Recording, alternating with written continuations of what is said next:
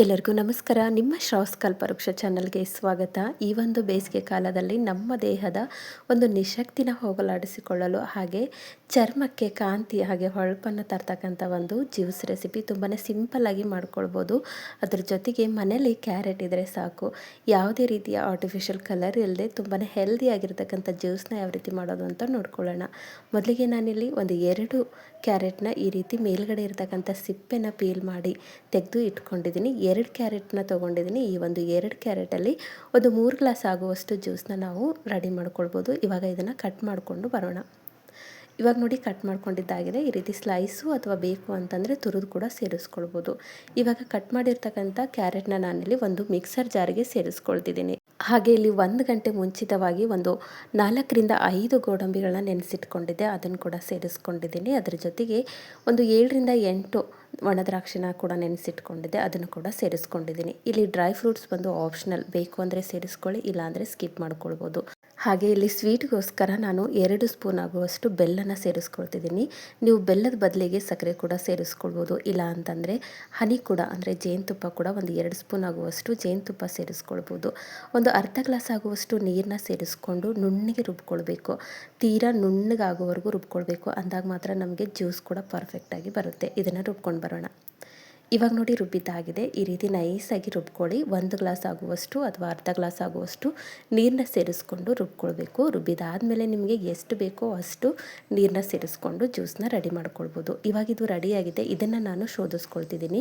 ಬೇಕು ಅಂದರೆ ಶೋಧಿಸ್ಕೊಳ್ಳಿ, ಇಲ್ಲ ಅಂತಂದರೆ ಹಾಗೆ ಕೂಡ ನೀವು ಈ ಒಂದು ಜ್ಯೂಸನ್ನ ತೊಗೊಳ್ಬೋದು. ಬಟ್ ಶೋಧಿಸ್ಕೊಳ್ಳೋದ್ರಿಂದ ಮೇಲ್ಗಡೆ ಇರ್ತಕ್ಕಂಥ ಒಂದು ಕ್ಯಾರೆಟ್ನ ಪೀಲೆಲ್ಲ ಹೋಗಿಬಿಡುತ್ತೆ, ಪಲ್ಪೆಲ್ಲ ಹೋಗುತ್ತೆ ಅನ್ನೋದಕ್ಕೋಸ್ಕರ ನಾನು ಶೋಧಿಸ್ಕೊಂಡಿದ್ದೀನಿ.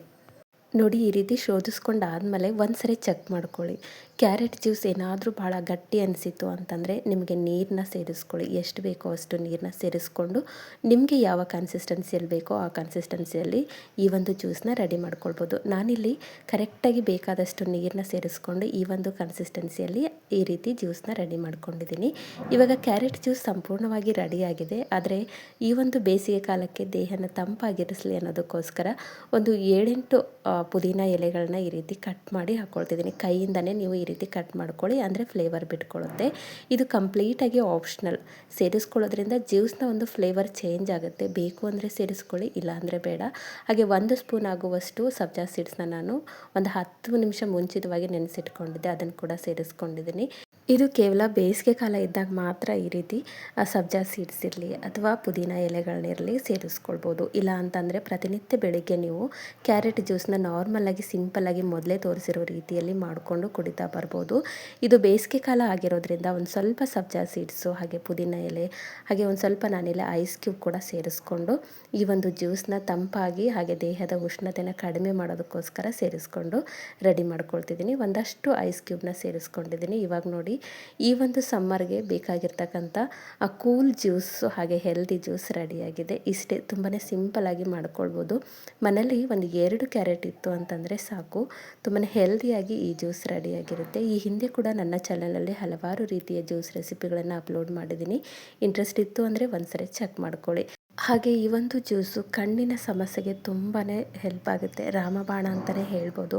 ಯಾಕಂದರೆ ಚಿಕ್ಕ ಮಕ್ಕಳಿಂದ ಹಿಡ್ಕೊಂಡು ದೊಡ್ಡೋರವರೆಗೂ ಕಣ್ಣಿನ ಸಮಸ್ಯೆ ಈಗ ಸರ್ವೇ ಸಾಮಾನ್ಯವಾಗಿದೆ. ಹಾಗಾಗಿ ಸಣ್ಣವರಿರಲಿ ದೊಡ್ಡವರಿರಲಿ ಪ್ರತಿನಿತ್ಯ ಈ ಒಂದು ಜ್ಯೂಸನ್ನ, ಕ್ಯಾರೆಟ್ ಜ್ಯೂಸನ್ನ ಕುಡಿತಾ ಬಂದಿದ್ದಾಯಿತು ಅಂತಂದರೆ ನಮ್ಮ ಕಣ್ಣಿನ ದೃಷ್ಟಿ ಕೂಡ ತೀಕ್ಷ್ಣ ಆಗುತ್ತೆ. ಮನೇಲಿ ಮಕ್ಕಳೇನಾದರೂ ಇದ್ದರು ಅಂತಂದರೆ ಪ್ರತಿನಿತ್ಯ ನಮಗೆ ಆಗಲಿಲ್ಲ ಅಂತಂದ್ರೂ ಪರವಾಗಿಲ್ಲ, ವಾರದಲ್ಲಿ ಒಂದು 2 ಸರಿ ಆದರೂ ಈ ಒಂದು ಜ್ಯೂಸನ್ನ ಟ್ರೈ ಮಾಡಿ. ತುಂಬಾ ಹೆಲ್ದಿಯಾಗಿ ಹಾಗೆ ಹೆಲ್ಪ್ಫುಲ್ ಆಗಿರ್ತಕ್ಕಂಥ ಒಂದು ಜ್ಯೂಸ್ ರೆಸಿಪಿ.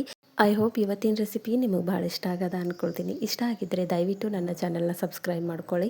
ಹಾಗೆ ಈ ಒಂದು ರೆಸಿಪಿನ ನಿಮ್ಮ ಫ್ರೆಂಡ್ಸ್ ಆ್ಯಂಡ್ ಫ್ಯಾಮಿಲಿಗೆ ಶೇರ್ ಮಾಡಿ. ನಾಳೆ ಮತ್ತೊಂದು ಹೊಸ ರೆಸಿಪಿಯೊಂದಿಗೆ ಸಿಗೋಣ. ಧನ್ಯವಾದ.